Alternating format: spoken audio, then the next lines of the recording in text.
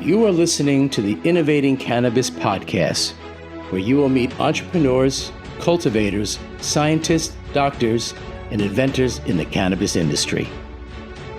I'm your host, Pam Schmiel.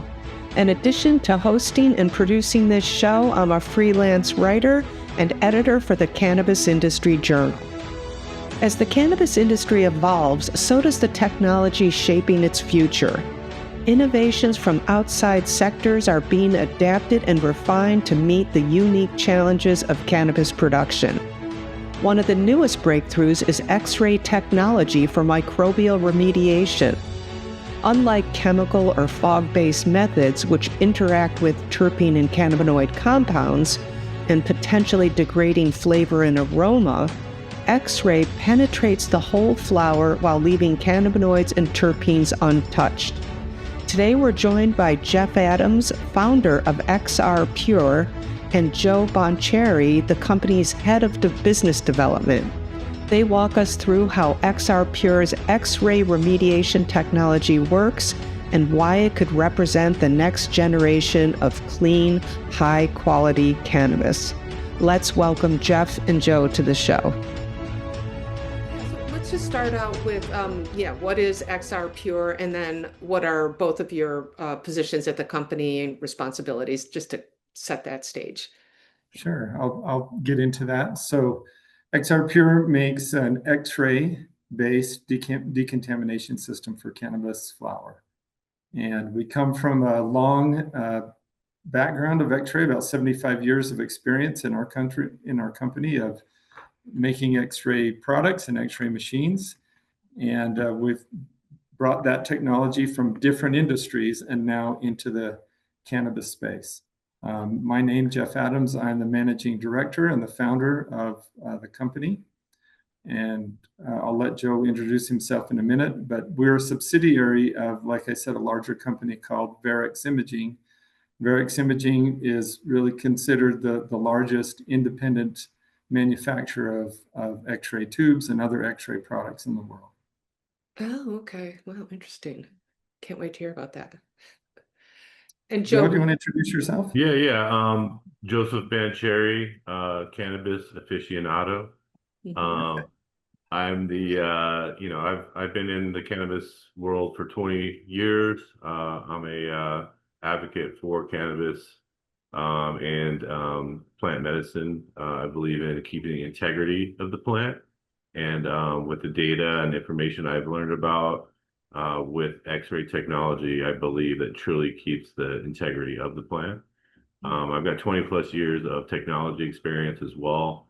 So it's just a great combo, perfect scenario for me to be in this space.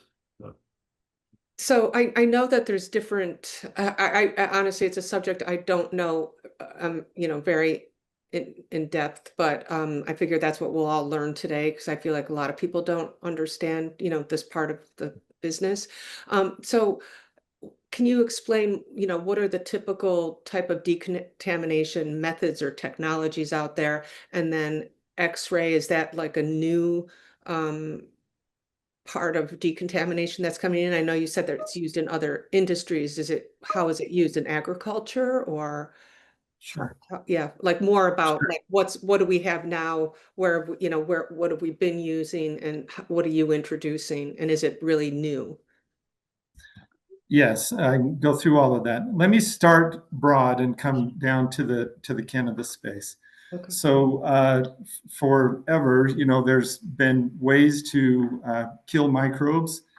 Started with pasteurization and all of that, right? So heat is the most common way to try to kill microbes or contaminants in food or other things like that. Heat doesn't work very well for cannabis because you change the properties of cannabis if you treat it with heat. And so other techniques have been developed.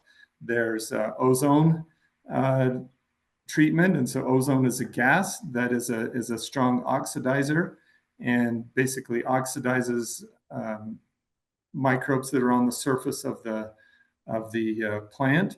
We believe that one of the drawbacks of ozone is that cannabis flowers are very tight, and so microbes that get down inside the cannabis flower are hard to be treated with a surface treatment.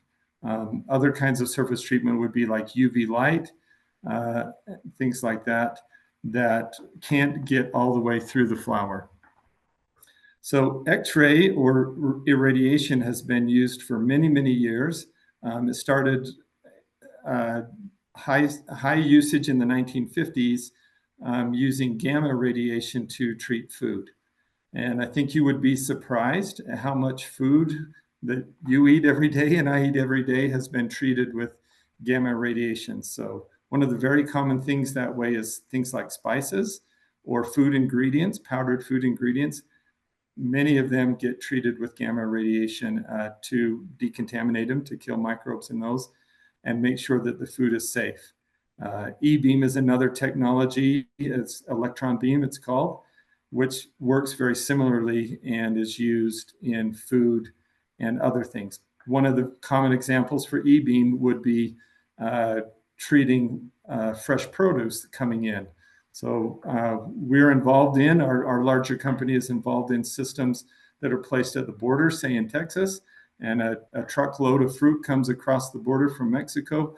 The first place it goes is into one of these decontamination facilities, and they run it through an electron beam machine, and it kills all the pests that are on there, and it kills microbes to make the shelf life of the apples or oranges or whatever you're bringing across, increases the shelf life. And so these are very common things done all throughout the food industry, multi-billion-dollar industry. So many of those techniques, it was recognized as cannabis started to become illegal, that many of those techniques could be effective at cannabis. And I don't want to go in depth into the pros and cons of each of them, but there are some drawbacks of different techniques. We talked already about surface treatments versus treatments that can penetrate all the way through. We talked about heat probably not being a good solution for cannabis. And so this is where X-ray really has found its niche. And that's because X-ray treatment of cannabis, you're really, in simple words, saying you're killing the bad stuff and leaving all the good stuff. In other words, we don't affect the terpenes, the THC content, the nose, the appearance, the smell, all of that is unaffected by X-ray treatment. But on the other hand, X-ray is very effective at killing microbes, reducing that microbial load, so that somebody who's growing cannabis, they have to get it tested, right? Their microbial load has to be below a certain point. So allow them to test it and pass their regulations so that they can sell their product. It works great at doing that, and it really has little to no effect otherwise on the flower. Do you have any data on after you have used your machine on if it alters the composition in any way? I'm not, in any, this is just talk, not with your equipment, but just, people are trying to find all these different preservation technologies right now, like nitrogen washing and, different things. And it's the question is any of this stuff altering, the plant in any way? Pre and post data showing water content, terpenes, THC percentages showing like there's very little to no effect on that. So that's basically what I saw and what helps me, support this technology. So Yeah, because I'm sorry, go ahead. no, I was gonna say, as far I know Jeff won't go into it, but one of the saddest days of my life was opening up a big bag of weed and smelling nothing because it was treated with ozone. And on top of that, it didn't look great either. So definitely not a fan of that technology. If it's like if you're a chef and you make an amazing meal and then someone just blands it out, it's not, it does no justice to the plant. So that's amazing that it really doesn't degrade the terpenes. I mean, I feel like it's hard to degrade cannabinoids, because I know there's been stability tests done, down into retail and things like that, and it's not much degradation, but it's the terpenes and the low concentration molecules that everybody's kind of really talking about now also, that's coming to light now in addition to the terpenes, and they are so volatile. Is there, but I know also, listen, if it's dirty weed and it has to get cleaned up, and even if, people typically do add back this stuff back in, and maybe that will be standard for us. I have a couple of comments on that. One is you used a very good word there, volatile. Terpenes are a volatile compound. That's why the cannabis has the smell and the taste that it does, right? You're smelling and tasting those terpenes. So yes, they're coming off the plant all the time. And of course, time has a big factor there. The longer it sits around, the lower those terpene levels are going to be. So what we're trying to say is X-ray treatment doesn't change that, doesn't add to or take away from that, right? Those natural terpene losses are just happening, and we don't affect that one way or another with the X-ray treatment. And I guess another good point that you're making is how it penetrates into the trichome to, I mean, did you say that, like, there's really no other treatment that really kind of goes right into that Yeah. core? Is Uh, that pretty much? X-ray and gamma treatment both will penetrate all the way through. Just like an X-ray is going to pass all the way through your arm when you go get your arm X-rayed for a broken bone or something, X-ray goes easily through cannabis flower, and so treats every part of the volume of it. So I guess, yeah, let's just talk about some case studies and where you are in the industry or who you're working with. How long has it been on the marketplace? Sure. We started studying this about 3.5 years ago as part of our X-ray, parent company. We started hearing about cannabis treatment and looking at what technologies we had available at our disposal, and figured out pretty quickly that we could bring a solution to the market that was going to be very effective and different than that. So we started all of that about 3.5 years ago. Our first machine went on the market just over 2.5 years ago. And at first in just kind of a trial basis, just to see how it would work. We've spent probably the first 6 months doing improvements to the usability of the machine and all of that. And so then commercially available for just over 2 years now. And do you think would be accepted in the medical market? I'm thinking Europe, we're a little far behind on that, and GMP and all that kind of stuff. Yeah, so X-ray technology has no problem conforming with GMP requirements. All of that is fine.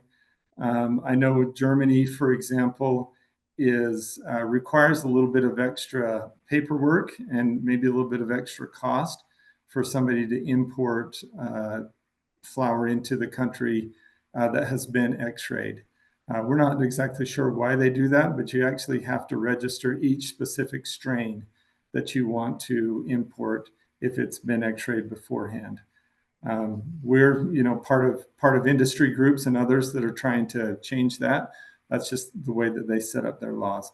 But as far as being compliant, with rules and regulations and all of that, X-ray is fully compliant with everything that they require, including the maximum microbial levels that are allowed in Europe. Okay.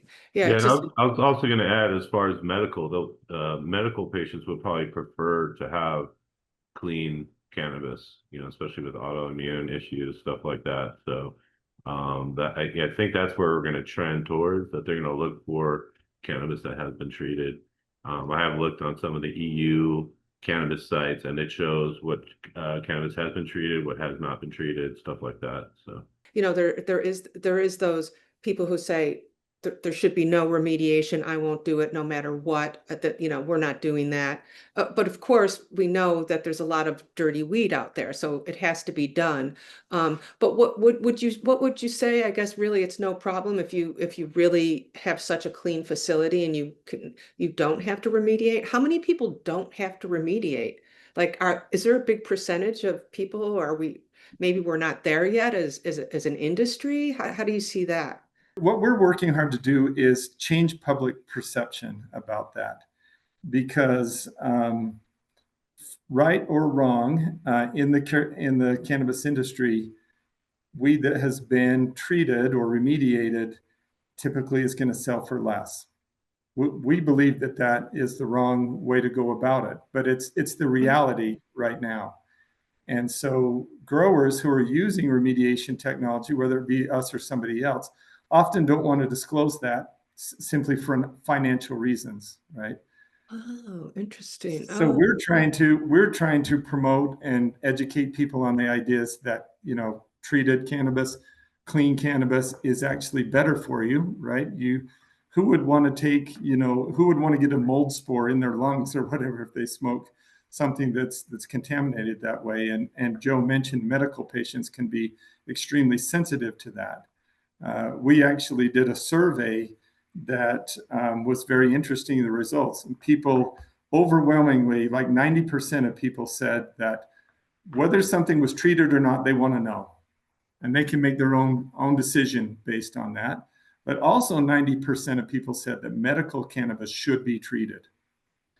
And the other interesting statistic from that survey was that 56% of people actually said they would be more likely to buy cannabis that's been remediated than something that has not.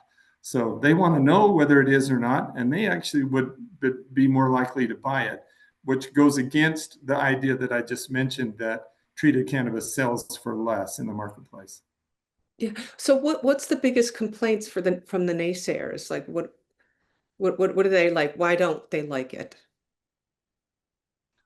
Joe, what are your thoughts on, Well, why Like, somebody what would are you not hearing? want Like, treated well, cannabis? there's a couple things. I kind of wanted to touch on the growers. You've got my homies from back in the day, the tree hugger, naturalists. They want to be able to claim they're not using this technology, and I get it. That's their vibe. But when they're failing 10% of their crops to microbial stuff like that that could be treated, then they're losing money. So that's kind of your give and take on that. Now, also, if they're only growing 50 pounds a month, or something like that, then it probably doesn't make sense to have a machine like this. Some people in those cases actually send it out to other facilities to have it run. But this is going to be for like people who are growing 100 pounds plus per month to have mm, a unit like this in their facility. But I went through it. I was actually a rep for a flower brand here in Nevada, a very popular brand, and I found out our weed was getting treated with radiation, and I had this huge guilt complex that I'm selling people radioactive weed. I was smoking it all the time, so I'm thinking I'm smoking radioactive weed. I used to be afraid of microwaves and stuff like that, but mhm. once I understood the technology and everything, I realized that it's just, like an X-ray. It's going to go right through it. It gets absorbed into the lead walls of the machine, and nothing is, and we've actually made a video to kind of counteract that to show people that it's not radioactive. So that's one part of it. The other part is people say you can't keep your facility clean enough to pass. But when you're growing 200 pounds, you're harvesting 200 pounds a week. That's almost impossible to do with some of the regulations in different states. So Oh, that's what you were saying earlier. Like some of the different regulations don't. the limits are so low, you have to have all these precautions to be able to pass, and to be able to just run it through our unit and know that's going to be safe and clean for the consumer and be able to pass all your testing. It just everybody wins. So Right, right. yeah. But so is it mostly used for outdoor grow? Is everybody using it indoor, greenhouse, Well, outdoor? I mean, I would imagine outdoor more. yeah, outdoor definitely you have to. Basically, like I said, each state depending, right? Here in Nevada, we're at 10,000 CFU. Illinois, I think, is at 1,000 CFU. Some places are at 100,000. So maybe indoor could pass easier on 100,000, where outdoor is not going to be able to. They'll have to either send out to decontaminate or get an in-house type of device like ours for a kill step. So. So what was that? You said CFU. What is the limitation you're talking about? CFU? Is that what you I'll said? let Yeah, you it's CFU per gram, which stands for colony forming units per gram. So that's a way to measure the microbial load. They would literally take a sample and dilute it and then put it out on a petri dish and grow it. And those bacteria start to form colonies. And based on the amount of dilution and stuff that they can calculate, how many colony forming units per gram. And that's the way the regulations are set. In every example that I know of, CFU per gram is what they measure. Okay. Yeah. And I have, So just one other comment. In addition to that, so CFU per gram is typically on like total yeast and mold, like that's kind of the overall microbial count. But then there are specific kinds of microbes that are dangerous to people that various states have outlawed. Things like Aspergillus, E. coli, other examples like that. And for many states, though, that's zero tolerance. If you have any of that in your cannabis, it will fail, and you can't sell it. what's the biggest culprit out there now that everybody's facing? Like what microbe, what I bad? think Aspergillus is the one that gets the most airtime. Yeah. Aspergillus it's the same kind of stuff like you see sometimes, building up in the corner of your shower or your bathroom, that they call it black mold. Yeah. It's that same thing.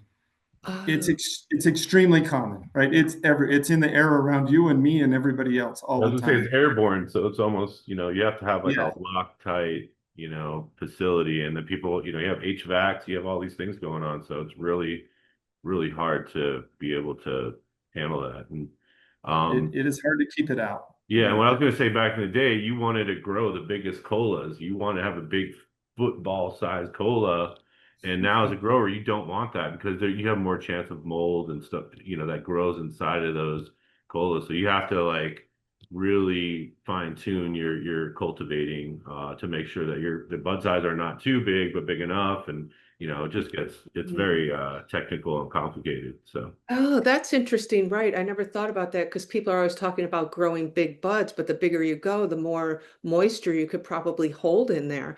And then I've also heard, yeah, so there's got to be a balance there, or your system has your environment, growing environment has to be perfect. But I have heard a couple other growers saying, like the different states,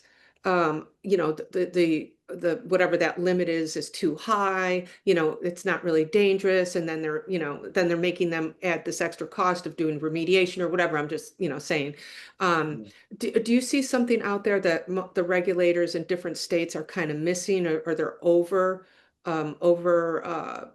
making over It's too strict or too something. strict? Yeah, yeah, yeah. Yeah. I mean, I can only speak from my experience. What we see through most of the country is a level of 10,000 CFU per gram as a maximum level. Seems to be a good middle ground, right? My understanding, at least, that it does a good job of protecting patients, especially medical patients, from getting something that's contaminated that might harm them, and is also, a reasonable hurdle for the growers to be able to get under. 1,000 CFU per gram, like he mentioned in Illinois, I think is very tight. We talked to somebody out of Israel the other day, and I think the level there is 2,000 CFU per gram. So those are very strict. Ooh, yeah. I believe that 100,000 CFU per gram, which is also reasonably common, is a little too loose, and we're letting product through that could be harmful to people. And again, a healthy person smoking something that has 100,000 CFU per gram probably isn't going to do a lot to them. A sick person, it could. And just the other thing to realize that, if you compare food to cannabis, you put food in your stomach, and your stomach does a lot to, process that and kill anything that's bad on the food or whatever. If you eat some moldy cheese or something, your stomach's going to take care of that. But when you're putting it right into your lungs don't have the same capability to kill that stuff. And that's where it starts to be dangerous for your health. Right. Yeah, I was gonna say a healthy person smoking, they're probably gonna be smoking a lot, so it's a lot of 100,000 CFU Right. over and over and over, So, Yeah, exactly. but what I was gonna say, each state they either go off of their food regulations, or every state's their own island, right? So what they're basing their information off of, it's their own. So from state to state, it's so different, and it's until it gets federally legal, it's just kind of wild that way. So Also, what I've seen is a lot of the outdoor flower actually goes towards processing and towards, gummies or other kinds of cannabis extracts. And so those processes of extracting from those buds kill a lot of the bad stuff anyway. And so you really don't need a machine like ours if you're going to process it. But if you're going to sell it as flower, that's where we come in and can make a difference. yeah, and that's the only time as a naturalist that I believe that terpene should be reintroduced, is when it's been distilled, and then you want to add flavor back into it, not flour, unless you're trying to make a grape flavored something or whatever flour. So Right. yeah. But you're saying that you really don't really kill off the terpenes? That seems hard to believe. I mean, only because it just I don't know. I haven't compared to other remediation systems, but just knowing how volatile they are. Then you have cannabis terpenes and botanical terpenes. You got food grade terpenes. You got all these, different terpenes. And cannabis terpenes are going to be the most expensive. But yeah, those are the only that I'd prefer to have in my whatever products I'm enjoying. I feel like eventually, especially if we go legal, national, that it will start becoming more of a medical market where, it's required to have GMP facilities and clean product, to go to market. Because there's studies out there, there's so much dirty product going into market, but that also has to do with poor storage after, you guys clean it up and it's perfect, but then there's no system after that really, to keep it properly stored in the environment it needs to be in. Well, with ours, you could just, here we use turkey bags. They're sealed. You put it in the machine. It's clean. As long as you keep it in that turkey bag, you're good. So, and we're doing a stability testing right now to show how that looks after 6 months, after it's run through our machine, how it looks after 12 months compared to not being run at all. And we should have that data by MJ BizCon, so I'm pretty stoked for that as well. Oh, okay. Oh, that would be interesting. But if that turkey bag was sitting in a hot truck somewhere, Well, yeah, then that's what I'm talking about. That's Yeah. a problem. Yeah, Yeah, that's what I'm talking about. Yeah, it's that we don't, the industry is lacking in that last mile, keeping things preserved after it's been properly, stored. But the shelf stability, so how does that hold shelves? What are you putting in there that holds the shelf stability? What?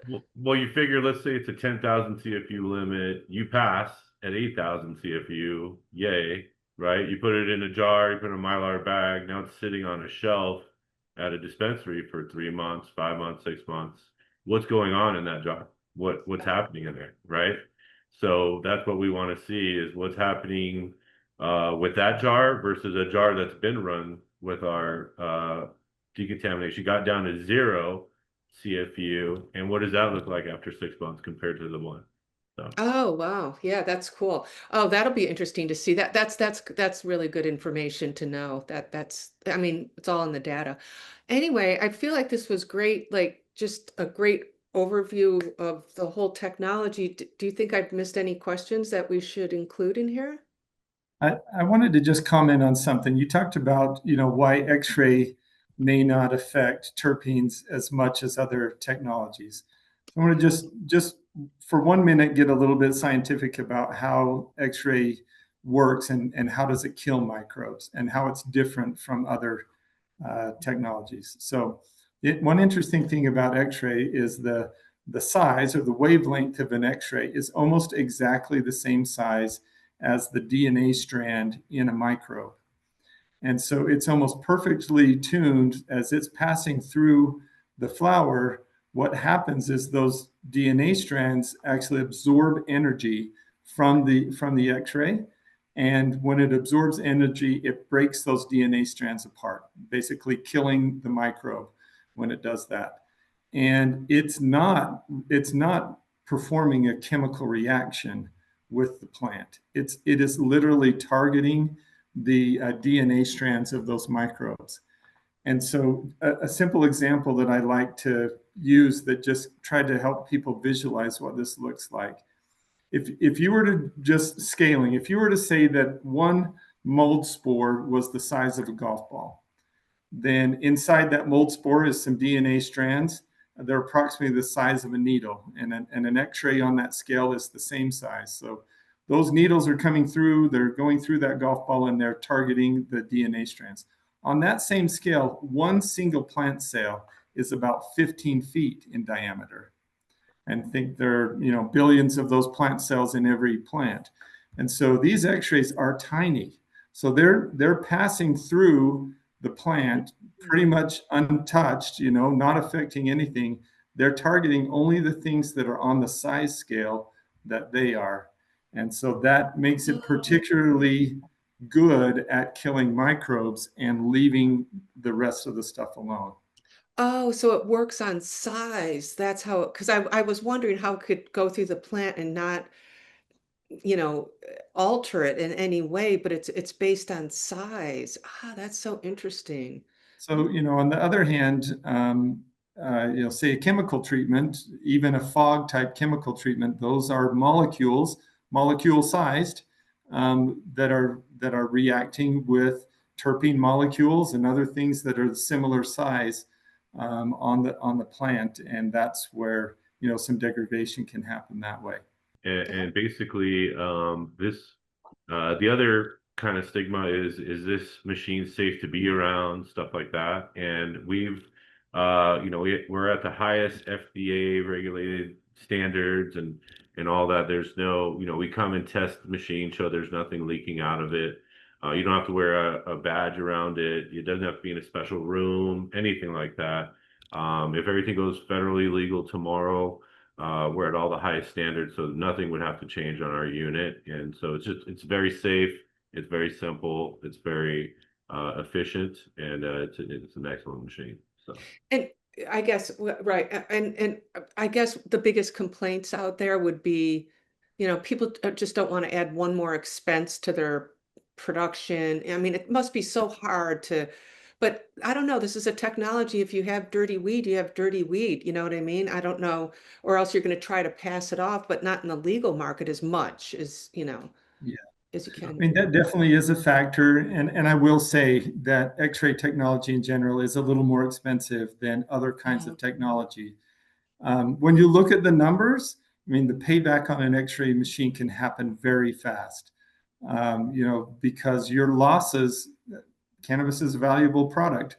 Your losses can really pile up fast. But that is one of the things, other kinds of technology can do the job less expensively. We don't believe they're as effective, but again, everybody's got to make their own choice in their own business between what they're willing to spend and what they get back for that amount of spend. And X-ray delivers the very best decontamination process. It also is probably the most expensive. So there is that part of the equation. Wow, that's tough. Yeah, in this industry, because just What we do to try to help that is, we have a leasing program, and so we're willing to lease our machines, typically a 3-year or a 4-year lease. And so we can give somebody a reasonable monthly payment that covers the lease of the machine and all of the maintenance and everything to keep it going. And so they don't have to come up with that big nugget of money all at once or do financing or something like that. We can handle that with them. And so that really lowers the bar for a lot of companies to get in. Joe mentioned small growers earlier. We would say somebody that's growing somewhere between 300 to 400 pounds a month, that the finances would work out to where our machine would be beneficial to their operation. They would actually be making money by having one of our machines in there. Somebody that's growing less than that amount, it's a little bit more of a consideration. And Joe mentioned that there are people that have set up doing decontamination as a service. They call it toll processing. And so if you are one of those smaller growers, then you can take your product to a toll processor, let them run it for you. The other thing that we're working on and just about ready to launch is a mobile system. meaning that we have taken one of our machines, mounted it inside of a mobile trailer, and we can drive right up to your farm and park it there for a couple of days, run all your product through for, you know, a per pound kind of price. And then we'll drive off to the next farm and the next one and the next one. And that's a way for somebody small to be able to get this high level technology and just do it as to what they need, not having a, you know, a recurring monthly obligation for it. So basically the main argument for your product versus someone else's product because of price, why they would want to pay more is, would you say that it's because it's keeping the plant more intact, which would make Yeah. it more potent, more entourage effect? Like that's really the key, right? And I mean, Yes. the problem is like you said, everybody has to figure out where they want to invest in for the end game, because if you have customers coming back, repeat customers because they get a good feeling from your product, there's a lot of these different components that go into that. And again, I'm talking about this whole preservation thing and packaging preservation to retail preservation, because it's, that's the other part of it too. It's not one responsibility. There's a lot Sure. to make it to the end and to give that customer. It's challenging out there. We are just one piece of the puzzle. You're exactly right, but hopefully a helpful piece of the puzzle. Yeah. I feel like the medical market, I think once we go medical, there's a lot of talk out there about pushing standards, or maybe it's just in my world, but just starting to really get the industry behind implementing standards and clean cannabis, equals quality cannabis and all that. So it's all in the same vein of where I think the industry is going right now. Agreed. So, yeah. And the ASTM groups are doing a lot of great work towards standardization. Again, they can't affect the laws in each state, but what they can come up with is best practices and document that. And I do think that as if and when we are legal nationwide, that those ASTM standards will be a big part of a basis for writing federal standards or whatever for cannabis. Yeah, that's what I'm thinking too. And that's why I can't wait till that happens. And we need that. This country really needs it, honestly. It's getting out of control. But I think we're on that track right now. So I know I'm pushing for that. This was a really great conversation. Well, we enjoyed talking to you, Pam. Thank you for inviting us.